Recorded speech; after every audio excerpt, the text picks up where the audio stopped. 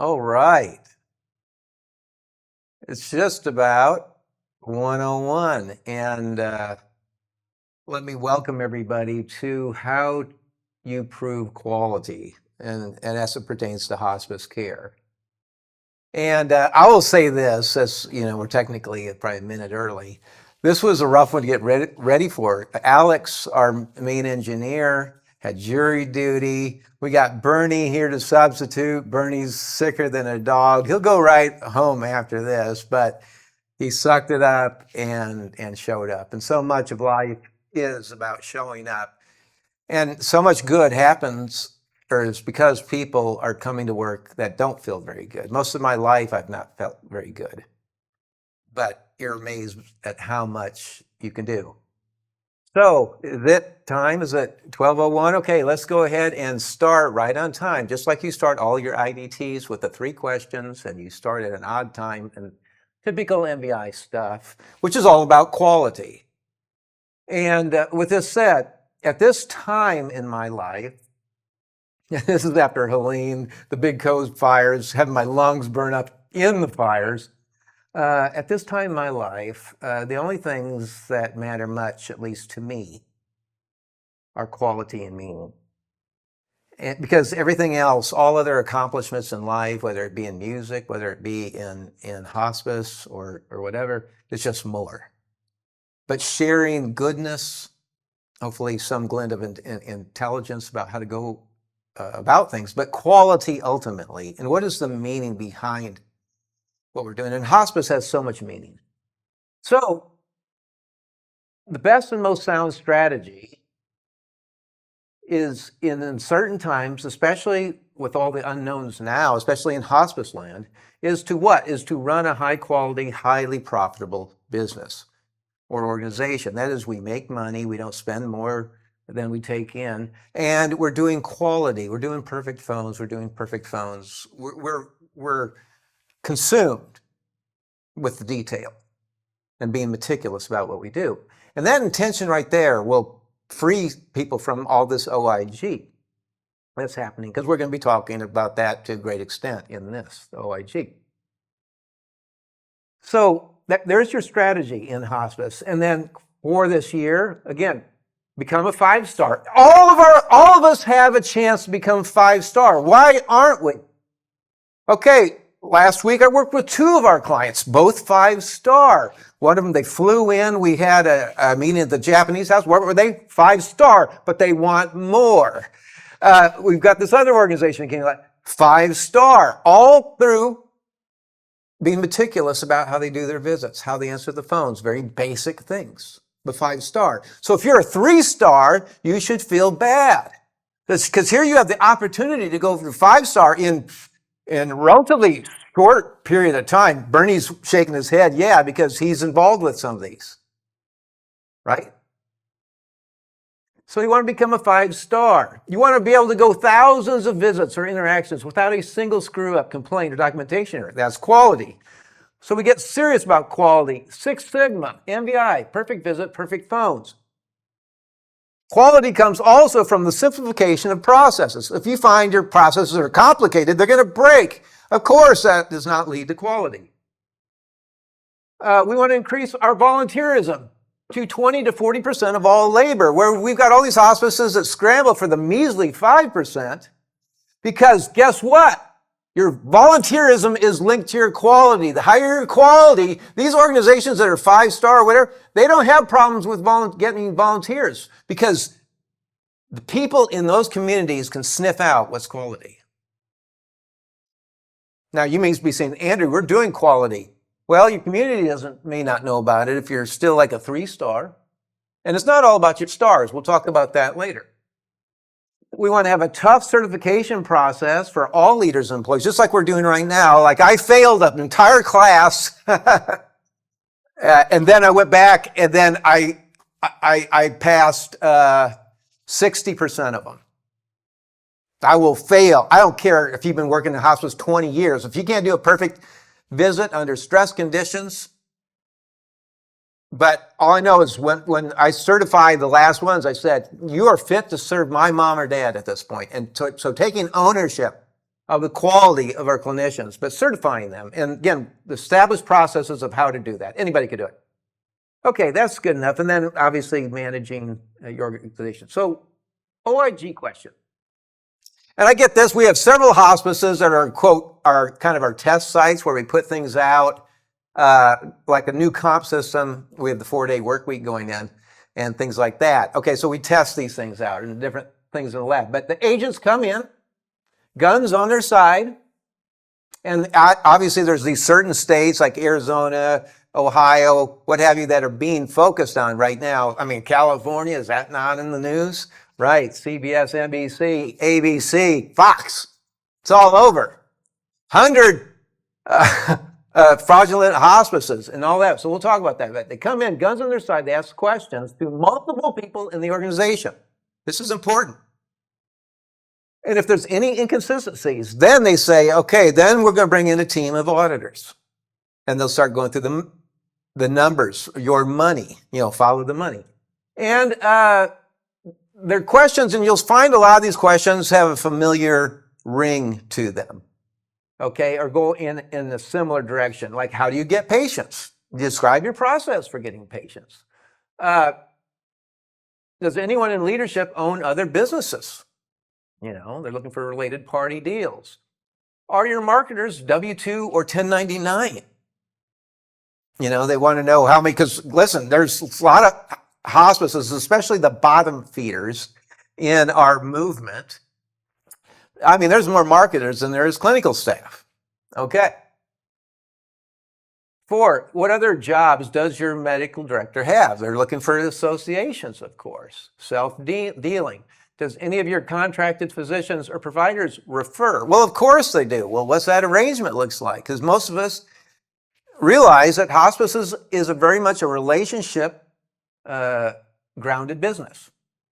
And then number 6, and Bernie, get on this. And they're also looking and observing when they come through your doors with eyes keenly aware of evidence or non-evidence of legitimate hospice operations or fraud. So they're looking around.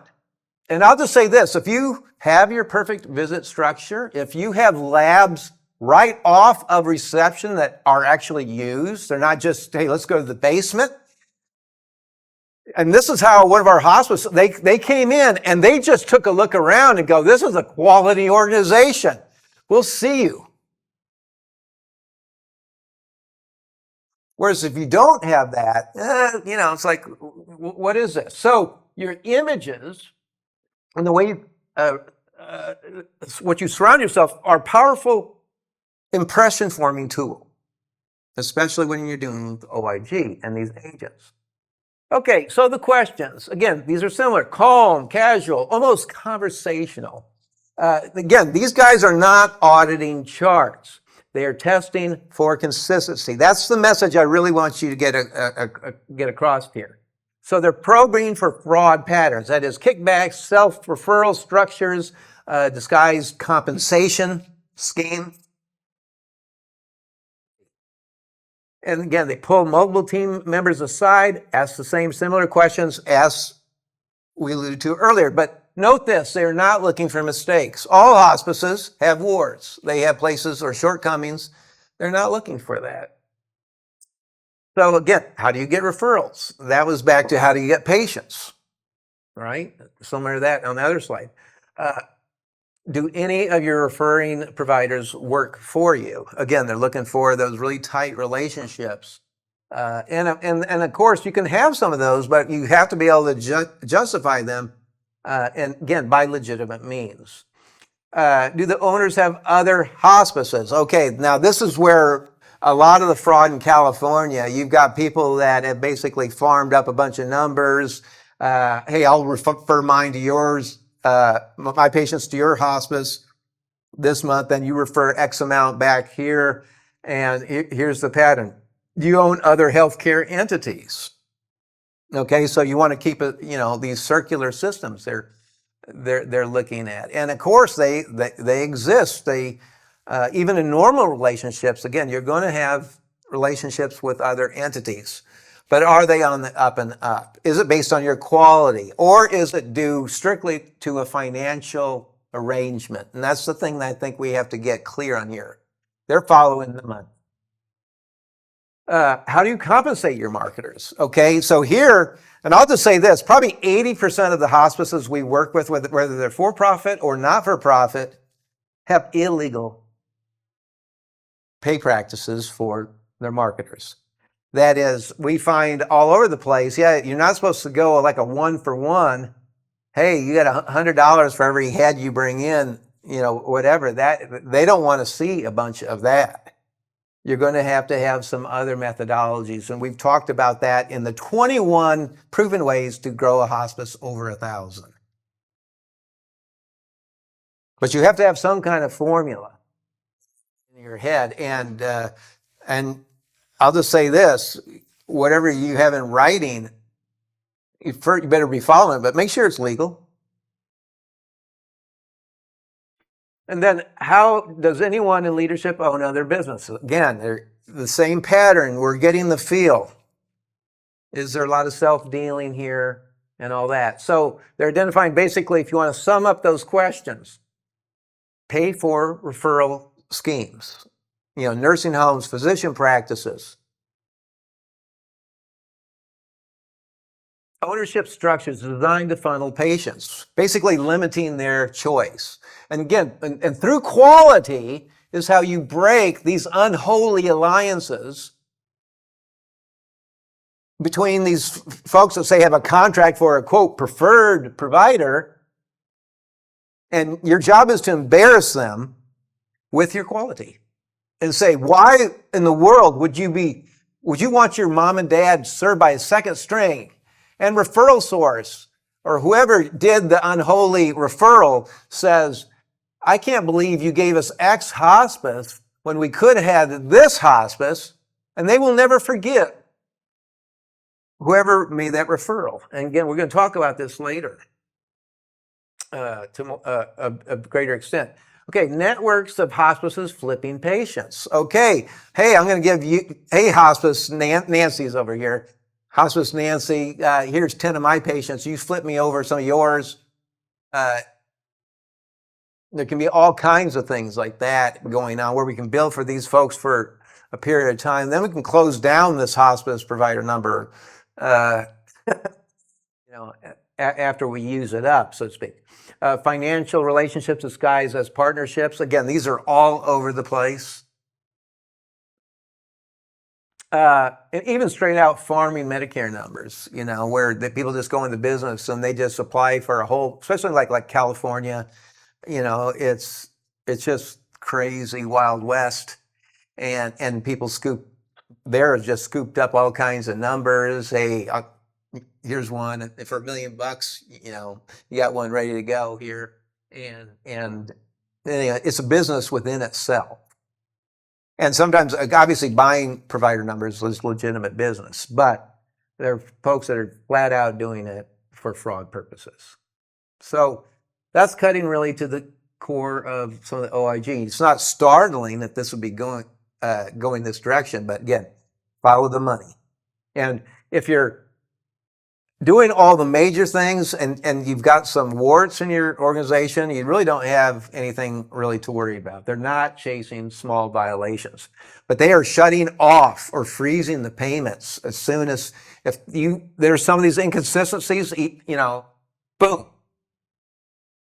The first thing to do is freeze payments, and then they'll pursue some type of litigation to see if they can collect any of the money back. Okay, but to me, there's a bigger problem than even this OIG. The bigger problem is right now the public in general doesn't know good hospice from bad hospice. They don't, which is even a bigger issue than no hospice or even fraudulent hospice. People don't know they're getting gypped even when they're getting hospice. You can have hospice in Michigan and Tennessee or whatever and get a vastly different experience. So let's talk about this. So in hospice, you can basically get either a Pinto or a Cadillac experience for the same price. as Medicare or CMS pays the same rate in each area, whether it's great hospice or crappy hospice. There's the truth. And so to grow, and again, quality is our best strategy, as the second slide indicated. And it really should be the only thing that's worthy of your life, are things that are quality, or the rest is just more.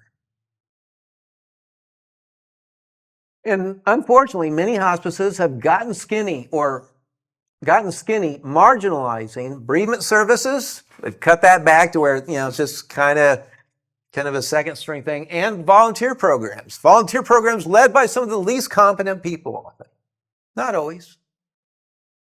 But if we're just really getting 5, maybe 6%, barely, we're not getting the 10, 15, 20, 40% like some hospices do. We have to question our quality, or at least our messaging around quality. That so many hospices actually struggle with the 5% requirement. I mean, I took a look at some of the largest not-for-profits, and even there, it was only like at 6% or something. It was like embarrassing. And then I could point to other hospitals over here, and they got 38% or 32%. And there's, again, MVI, we have stuff on that. Because this volunteer element, again, should be one of the most prominent indicators of quality and quality leadership. Because volunteers will get behind this unpaid, at least financially, workforce, will get behind quality leadership. Okay, regarding quality, most hospice training systems, if you can even call them a system, are a joke. I mean, clinicians aren't even required to pass written tests, like duh. We're not even going to certify them in an intellectual understanding of how to do perfect phones or a perfect visit structure, let alone being evaluated in synthetic labs to high standards. And I torture them. Nancy is, because you have to have high standards. If people can't do it, they have to fail. Go back, work with your flashcards, practice. Let's see you again tomorrow. Until you decide it's not worth any more effort on them. And then they should be getting the mandatory 60-day ride-along to make sure they're doing your structure. The structure is what makes sure that small things are not missed, or large things. You have nobody running out of medications. You don't have people panicking due to lack of education. Okay. That's all comes from the quality of your quality training system. And it's not all of us that are in MVI know this. Now, take a look at this. This is where some of you are going to be starting to pass out. Quick hospice quality assessment. First, go to the MVI website. What MVI is, when we pretty much have a website ready to go, because we have all these great relationships with media moguls, which we're going to actually start using, and we're going to start identifying top hospices. And it'll have all hospices in the country. You want yours to show up in green rather than white. Even a yellow might be better. So the public at large is going to know about this. And we will use all our promotional muscle for that. What muscle, Andrew? Well, we've got great relationship. NBC. Okay, we got that. We got the Virgin people. And anyway, I'm not going to go through it because I'd give away the entire show. But anyway, so that's pretty exciting. That the consumer at large can watch something on Fox or CNN or whatever and go, God, there's a place I can just go to find a quality hospice. Great. Next, the public in general is going to know about perfect visits and perfect phones. And they're going to know exactly what to look for. So that, we say, call and see if you experience a perfect phone interaction. Next, ask the person on the phone how they do their visits. Listen for a specific perfect visit or some type of structure elements. Something that indicates there's a specific structure that's being phased. with phases, visit steps, all that. And then 4, if a consumer at large really wants to know if they're dealing with the quality organization, where they say, can we come in and see your synthetic lab? And they will ask questions of people. They'll notice if they have uniforms on, if they don't have uniforms on. They'll note if it looks like the lab has been used very much, or if it's not used, or if it's impressive or not impressive. And there you go, pretty good indication of quality.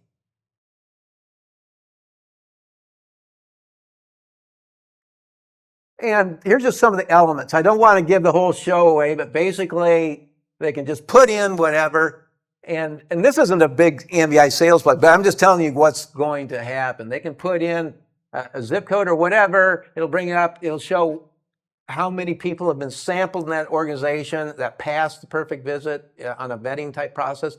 If there's perfect phones happening there, what are the star ratings? Okay, from our database, if it's available, since we benchmark so many organizations, what is their star rating? Just right there. And then the star rating, that's there. Then this comes out of benchmark. The median number of visits per week. Are they actually visiting?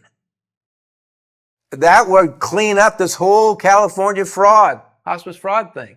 And then contact information. And then if they want to go deeper here, nothing to embarrass people. And people would have their data shown, they'd have to consent to that. But if you had great numbers, would you not consent to that?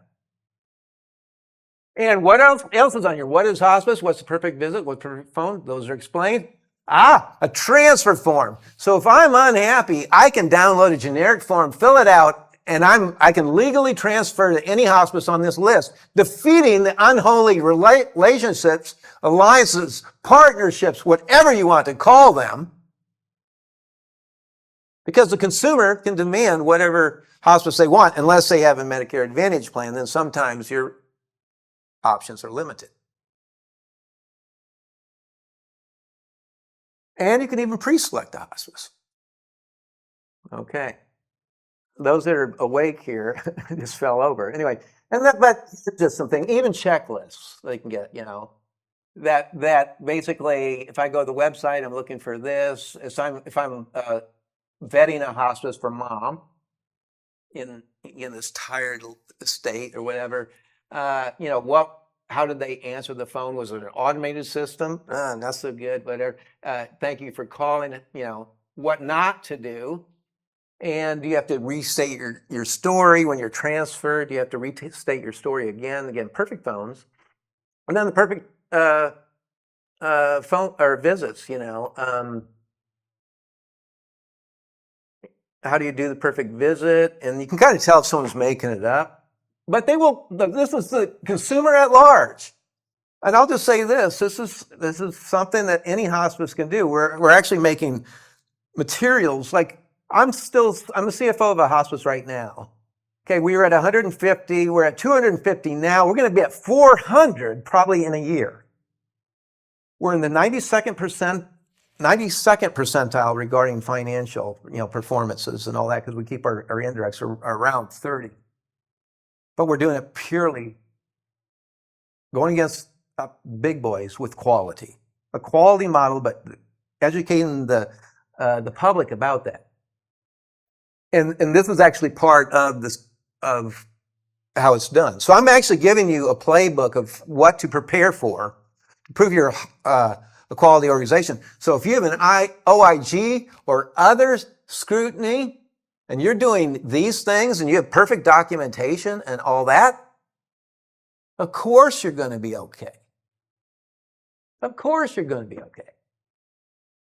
But visiting their labs, there's actually a lot. May I come by this afternoon to visit and see your labs? If there's a big pause, or no, I don't think so. We've got, I would say they're probably not ready. And then you'll be escorted to the labs, and then you have all kinds of, you ask whether written tests are being done. Do you use pre-recorded visit scenarios? Do you videotape your clinicians?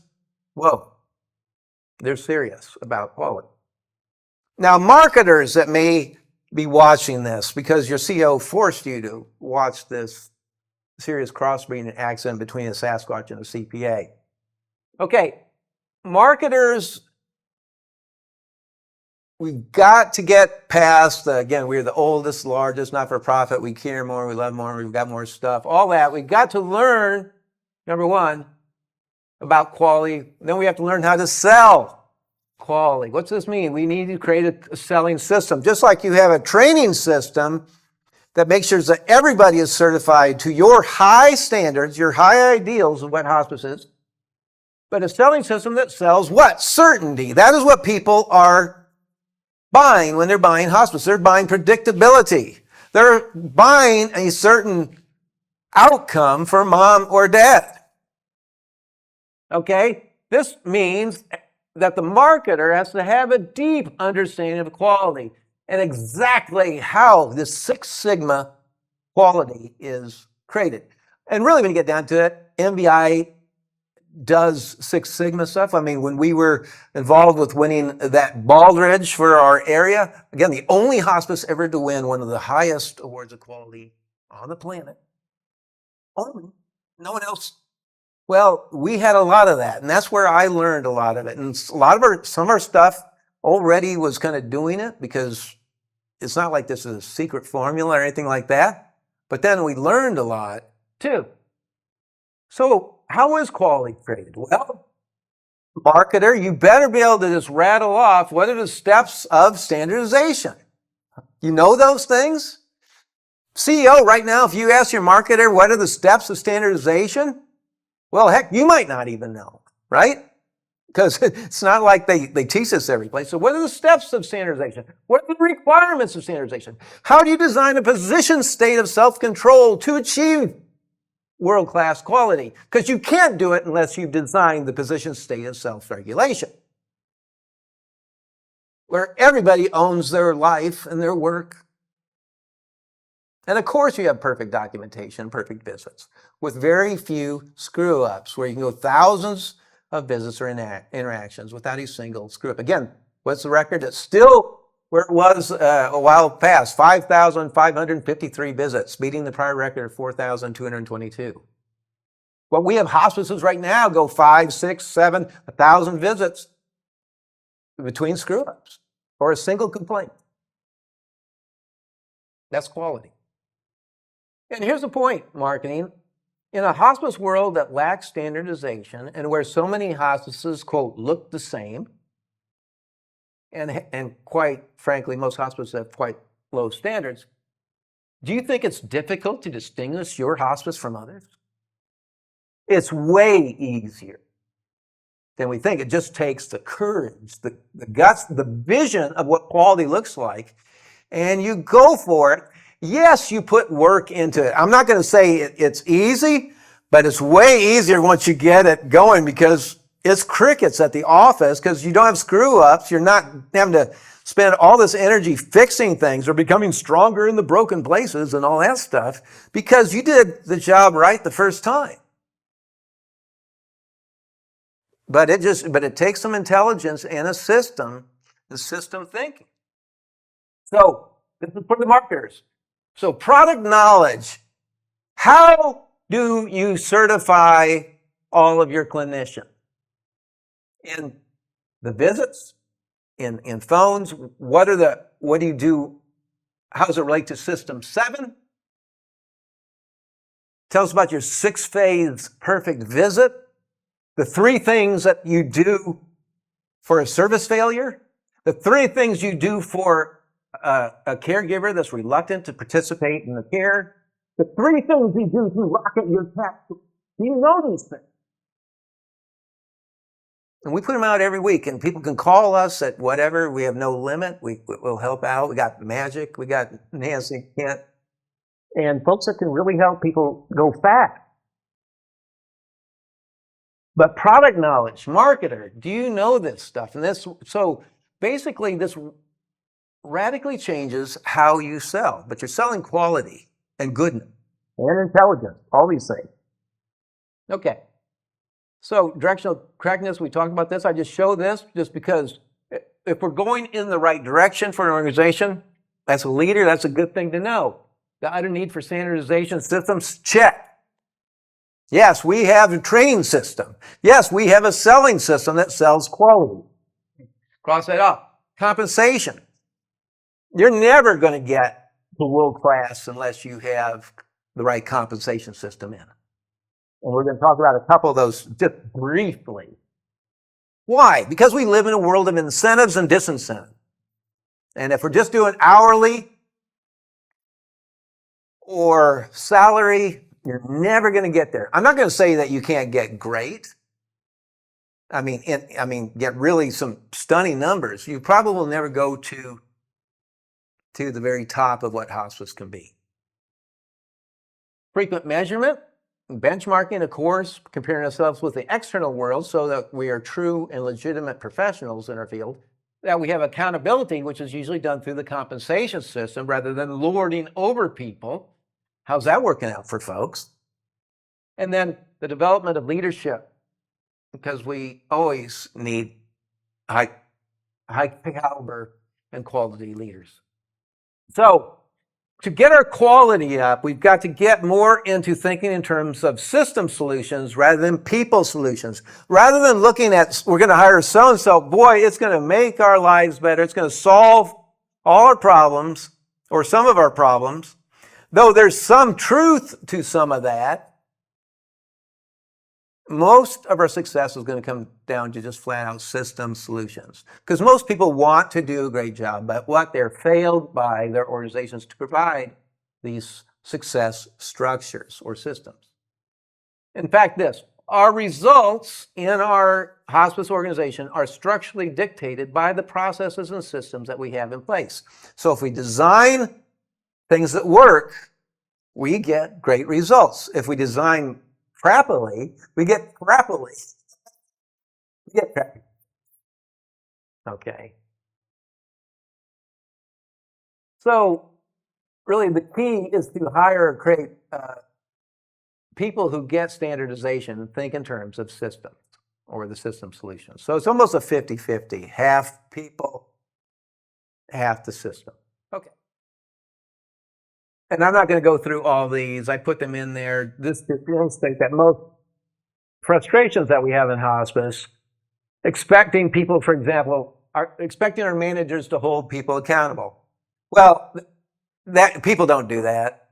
They will defer administering pain in situations because they don't, it's like just a bummer to have to bless someone out for not doing their job or whatever. So it will get deferred, and thus the problem will have been multiplied until it has been addressed. And even when it's addressed, sometimes it's not addressed effectively. Okay, let's get on this, Bernie's helped me out a great deal here. But so what's the solution? Objective monitoring. And what's that? In this case, this is where MVI, we monitor your EMR. We extract all this. If I just stay on this slide, Bernie, just because there's so much to it. Where someone external to the organization is monitoring the numbers, the performance, and then we're working with compliance to make sure that all the documentation, but then we administer the pain. This is why we wear black. Anyway, that's just the thing. Again, poor late documentation. I go to hospices, they talk about the same issues over and over, never solving them with the system solution, or quality in this case. Well, put in the simplified system or the 4-day work week.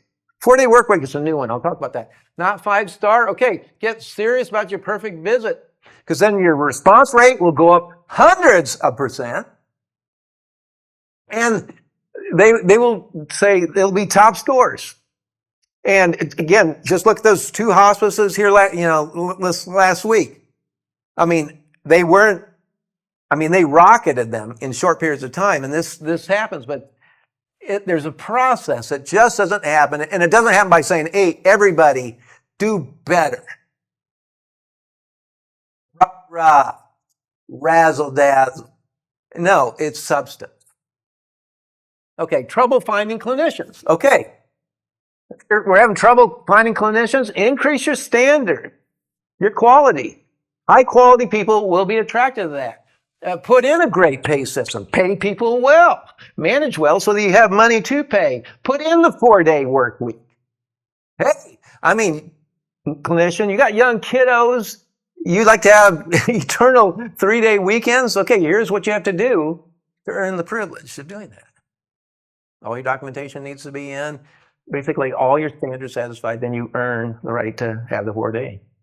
Okay, but I'm not going to go into all that now. And even, like say, linking, getting your clinicians and stuff to link CAHPS questions with your visit structure, or HOPE tools, or anything that is being used for scrutiny. Okay, now with that said, because I want to leave time for questions, the comp systems here, because these relate to quality. Like, you know, how do you prove quality?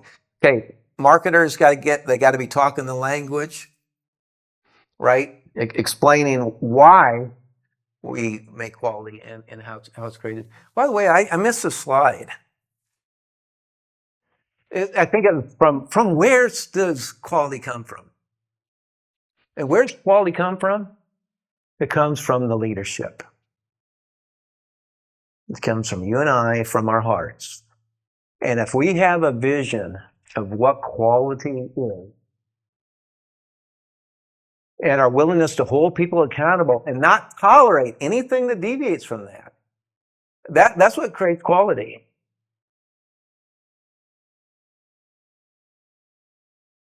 To where it's just something that burns within you, that every patient, every mom and dad are going to be served with extraordinary care and excellence from the patient chair for the right reason.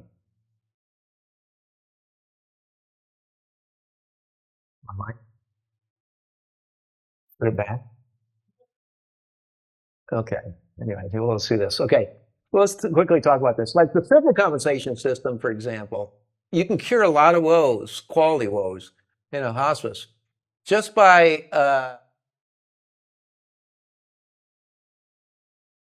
without reducing anyone's pay or anything like that. Just by even in this, for example, adding $40, or put this way, taking away $40, $50 for every late or missing piece of documentation, just to address that. And then if you're trying to get your SIA up, because that impacts your quality scores, well, add $40. Let's say you're getting $57 for every SIA unit. Well, that's like free money for bonuses. So give it to the clinicians. Okay, that's a simple system anybody could put in. And then our newer one, and again, I'm implementing this right now, is the 4-day work week, where we call it the privilege, but basically we just change up how the pay structure. We actually have a bucket called standard pay, which you should get that every pay period just for doing your job. We even pay people 10% just to be happy. But they can make all kinds of money more just by going beyond certain thresholds of productivity. But the 4-day work week, completely workable. We watched a couple of hospitals. Ken actually put it in 20 years ago and got a great result. But then we saw another hospice have great results as far as totally. You talk about being able to recruit nurses. You can steal people from the hospital or whatever, just like water, because people so highly value their time. And I'll just give away a little bit. We use kind of a buddy system where you pair off with one of your clinicians, but then you have all the things where you get more money, depending on what you're trying to motivate or incentivize. Then you have your deductions, because the problem with most pay systems, you don't have any place to take it from. You can't put any pain. And if people would quit over something like that, then I think you've got children. I think that you need to explain it intelligently. I always work with my nervous people as we're putting in these systems, and we pilot with a successful team, and then everybody wants to be on the new system. But your comp systems are tied to your quality, because it does a lot of the accountability for you. Okay. And with that 4-day work week is involved this subjective monitoring. Because if, in this case, multi-view, we pull the magic views, we have access to the EMR, we can tell if something's not in, whatever. We work with compliance to make sure they have everything, all the documentation is to standard and all that. And then we get it down to payroll, and we submit it up. And people, of course, soon as if there is a defect, they learn about it immediately, not when they get their paycheck, but immediately, and they know it, and it's all been explained to people, so it's no surprise. So there's that. And then, of course, if people need help, perfect visit is such a big part of quality. And I will say this: these agents come in and they see stuff about the perfect visit, and they're just blown away. And again, they'll just ask a couple questions, and well, this is like legitimate. More hospices need to be like this. You know, keep going. Let's get to the next bad guys and goons, and with the hopes of locking them up, and that. So that's that. And then, you know, different things to support the visit. Okay, so with that said, again, the bell curve's with us. Choose where you want to be on that. And any questions today? Not yet. Sound is a little glitchy, but I get this back. Okay, sorry about that. And it could be a short one. I actually went through a lot of information. So most of our clients are going to be pretty good shape as far as the OIG goes. You know, as far as what they're looking for. Again, they're not looking for perfection in your charts or anything like that. They're really just looking for, again, unholy relationships. Now, with that said, I would say that, you know, quite a few clients would completely pass the sniff test as far as OIG goes. I have a question. Okay. When will the launch of the public site be? Okay, it depends on all the media and public relations firms will set that date for us. But it'll be fairly massive. Okay, what's this? That's a great question. Okay. When this happens, it'll be, we've got probably a number of months to get ready for this site.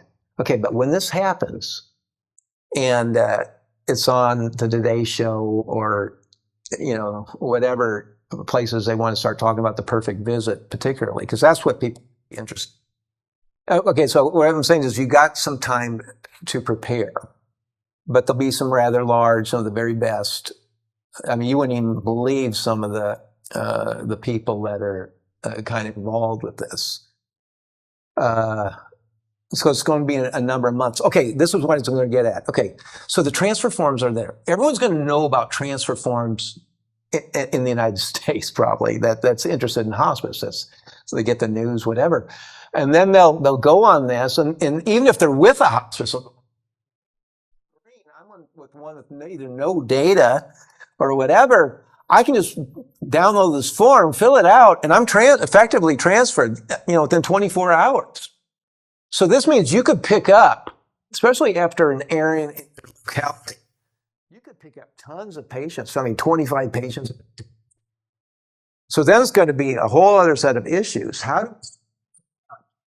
With quality, because you could have great quality, but then suddenly you grow by, just like the hospice that I'm CFO for, we're going to go from 250 to 400. We know we're going to cream some of these big bad goons in hospice.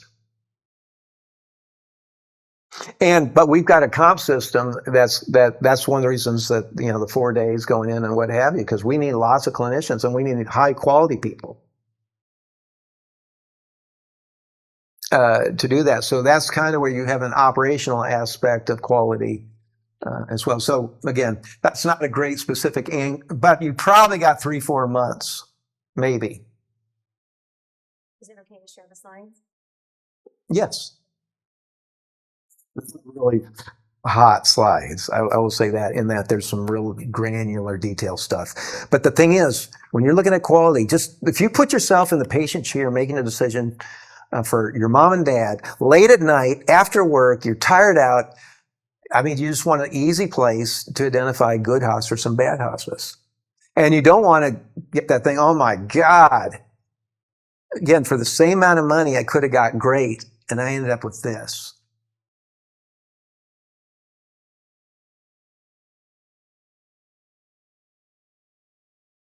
But Bernie's involved with this. There's a lot of folks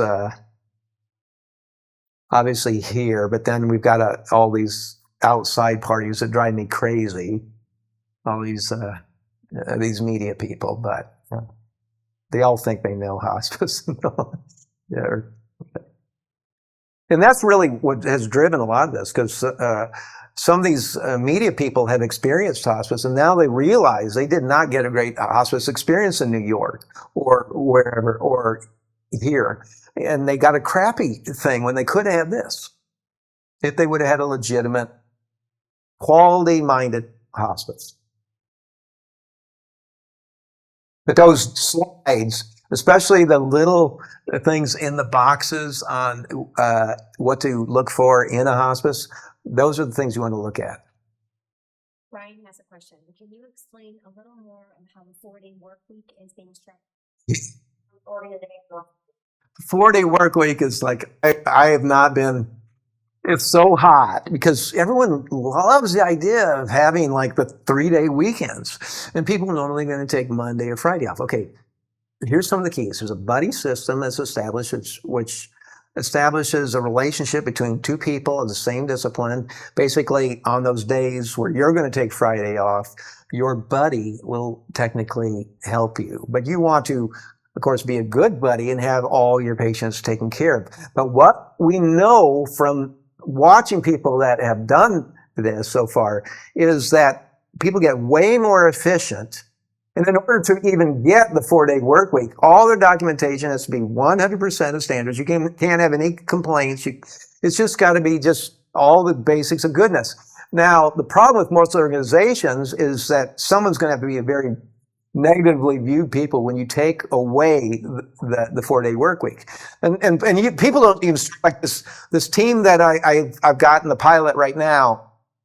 You're on 5 days a week, and then when all your stuff's caught up and perfect, you get the 4. Suddenly everybody gets caught up like overnight. And but then the MVI, here's the key, is we've got all the tools to go into the EMR to do the kind of the very objective statistical measurement. Okay, she's beyond 15 visits or unique patients. Boom, it's X amount of dollars on top of this. And then compliance, of course, comes in. Well, I've got, 3 dings here, 4 dings here. I'm going to call ding for a defective chart or whatever, late chart, missing chart. Okay, here's the subtractions that go into the payroll. Then it's uploaded into ADP. The great thing is it gives a CEO and leadership all kinds of tools in that standards bucket to be able to reach back. And if people aren't doing their job, yes, they're going to get hurt. And that's right. So you want to use disincentives as well as just incentives, because this is the kind of world we work. The reality is we live in a world where we're going towards pleasure and away from pain.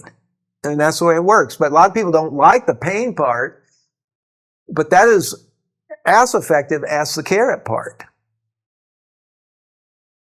And this does this. And then you pay people to be happy, because you have one person with a bad attitude, and you can lose a whole bunch of good people because of the person with the crappy attitude.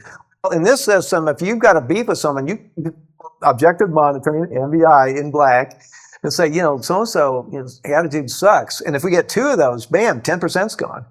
And people know of it. You've had 2 reports of bad attitude. I mean, they'll even know about the first one, and it's anonymous. Well, you better start getting on your happy face. Become grateful for something. But you want them out of the organization. Will the catch results for each hospice be visible on the Yes. Yes, that was immediate. Done. But the big thing is just a lot of good muscle behind it. Now, with that said, there's always inherent risk and everything, but at this phase of my career, it's our MVI's 30th anniversary, and it's time we really did something for the consumer of hospice. To, again, no good hospice or epic hospice or bottom feeder hospice. Dan Lawson says, congratulations on 30. Thank you. 30 years. Yeah. Sometimes felt like 30 years. Anyway, but it's great run, and I continue. I just want to push. My life it's about quality at this point. Not, I mean quality hospice and doing things that have meaning. And if you're not in the hospice for those reasons, then go do something else. You know, it's profound work. Is that it? Oh my God, 50 minutes. And I hope that this has been helpful. Hopefully most of you are going, oh my God, the OIG scrutiny. But I know exactly where they're going. And we do have one relationship out here that's a little iffy. We might want to reframe that deal. We might want to take a look at how we're compensating our marketers. And we've got a variety of things on that. And compensating marketers and physicians are two of the biggest pains in the butts. But there's ways you can do it and, to get the results. But you are, limited in how many ways you can do that ethically.